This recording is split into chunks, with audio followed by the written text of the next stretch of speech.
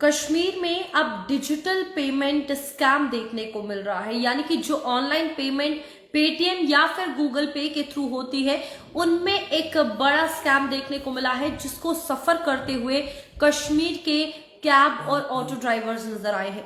वो कैसे, मैं आपको बताती हूँ। आपको बता दें कि कश्मीर में ऐसे मसले देखने को मिल रहे हैं जहां पर अभी तक 3 ड्राइवर्स का ये कहना है कि उनके साथ ऑनलाइन पेमेंट स्कैम हुआ है। और वो ये हुआ है कि जो यात्री, जो टूरिस्ट उनकी कैब या ऑटो में बैठे, उन्होंने उन्हें ये वादा किया कि वो ऑनलाइन पेमेंट उन्हें कर देंगे, लेकिन जिसके बाद उन्होंने उनको ऑनलाइन पेमेंट नहीं की।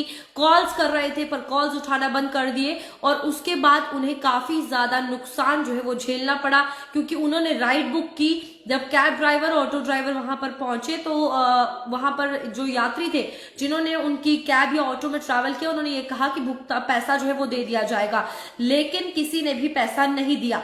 ऑनलाइन ठगी है, और इस तरीके से टूरिस्ट जो है कश्मीर में जो कैब ड्राइवर्स है या ऑटो ड्राइवर्स है उन्हें लूटते हुए नजर आ रहे हैं, जिसके चलते उन लोगों का ये कहना है कि अब हमारे लिए काफी ज्यादा मुश्किल हो रही है, और आने वाले वक्त में वो सिर्फ जो कैश पेमेंट है वही लेंगे, अपनी सर्विसेज के लिए डिजिटल पेमेंट नहीं लेंगे। इसमें आपको बता दें कि पहला केस ऐसा सामने आया जहां पर टैक्सी ड्राइवर ने ये कहा कि 400 रुपए जो है वो एक शख्स ने उनसे लिए, और ये कहा कि वो उनको ऑनलाइन पेमेंट कर देंगे, पर ऐसा नहीं हुआ। वो यात्री था और टूरिस्ट समझ के हेल्प की, लेकिन उस टूरिस्ट ने उस कैब ड्राइवर को, टैक्सी ड्राइवर को पैसे नहीं दिए, और जब टैक्सी ड्राइवर ने उसे कॉल किया तो वो लगातार उसे टालता हुआ नजर आया।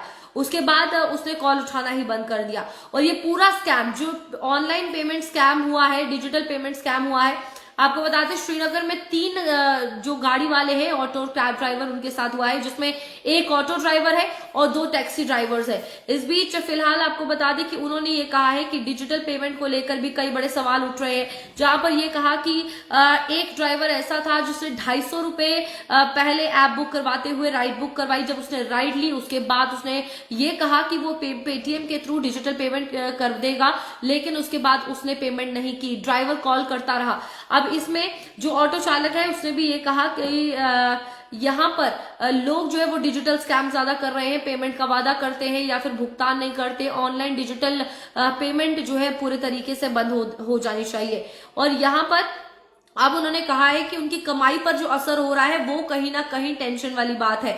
इस बीच क्योंकि टूरिस्ट बहुत सारे आते हैं और कैब ड्राइवर और ऑटो ड्राइवर का काम उन्हीं से चलता है, और जब इस तरीके की हरकतें उन्हीं की तरफ से होंगी तो एक बड़ी परेशानी जो है वहां के जो लोकल कैब ड्राइवर या टैक्सी ड्राइवर है वो झेलते हुए नजर आ रहे हैं।